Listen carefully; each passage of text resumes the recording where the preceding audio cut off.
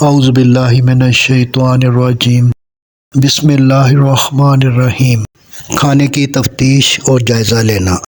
حضرت انس بن مالک رضی اللہ عنہ فرماتے ہیں کہ نبی کریم صلی اللہ علیہ وآلہ وسلم کی خدمت میں پرانی کھجوریں پیش کی گئیں۔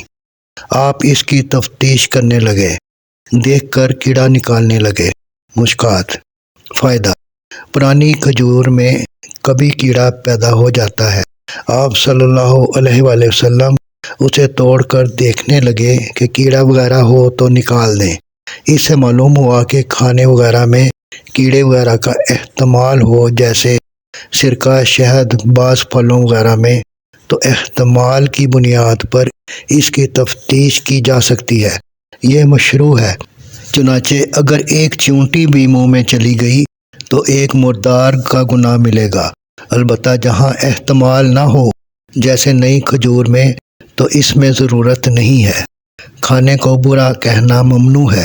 حضرت ابو ہریرہ رضی اللہ عنہ فرماتے ہیں کہ نبی پاک صلی اللہ علیہ وآلہ وسلم نے کبھی کسی کھانے کو برا نہیں کہا۔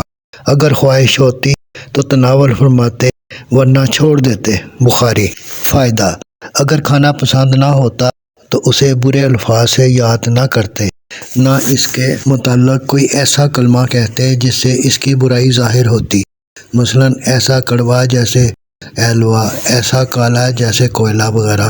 چنانچہ گو آپ صلی اللہ علیہ وآلہ وسلم کو پسند نہیں تھا، آپ نے اسے نہیں کھایا مگر برا نہیں کہا۔ نہ تو کھانے کی تعریف کی جائے اور نہ اس کی برائی کی جائے۔ حضرت ہند بن ابی حالہ رضی اللہ عنہ سے روایت ہے کہ رسول کریم صلی اللہ علیہ وآلہ وسلم نہ تو کسی کھانے کے ذائقہ کی برائی ظاہر کرتے اور نہ اس کی تعریف کرتے۔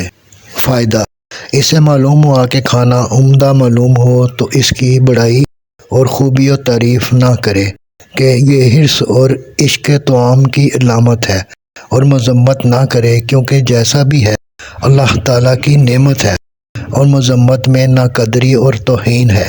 کھانا پھینکنے کی ممانعت۔ حضرت عائشہ رضی اللہ تعالیٰ عنہا فرماتی ہیں کہ نبی کریم صلی اللہ علیہ وآلہ وسلم گھر میں تشریف لائے تو روٹی کا ٹکڑا پڑا پایا۔ آپ صلی اللہ علیہ وآلہ وسلم نے اسے اٹھایا، صاف کیا اور کھا لیا، اور فرمایا، اے عائشہ، اپنے کرم فرما کا اکرام کرو، یعنی کھانے کا۔ ابن ماجہ۔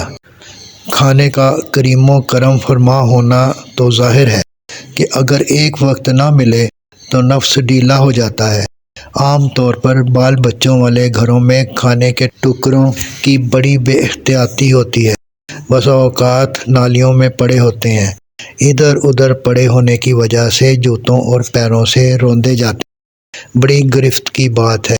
اسی کھانے کے لیے تو انسان نامعلوم کیسی کیسی مشقتیں اور تکلیفیں اٹھاتا ہے۔ پھر اس کی ایسی بے قدری، ایسا نہ ہو کہ اس نعمت کی اہانت اور بے قدری میں نعمت سے محروم کر دیے جائیں۔ غربت اور تنگ دستی کے آنے میں ان امور کو بھی کافی دخل ہے۔ گھروں میں اس کی تاکید کی جائے کہ اس کی بے قدری نہ ہو۔ اگر ٹکڑے ناقابل استعمال ہوں تو ان کو ایک کنارے میں محفوظ مقام پر ڈال دیا جائے تاکہ دوسری مخلوق اس سے فائدہ اٹھا سکے۔ چنانچہ ایک حدیث میں اسی طرح کا مضمون وارد ہوا ہے۔ اس ویڈیو کے تمام حوالہ جات شمائل کبریٰ حصہ اول سے لیے گئے ہیں۔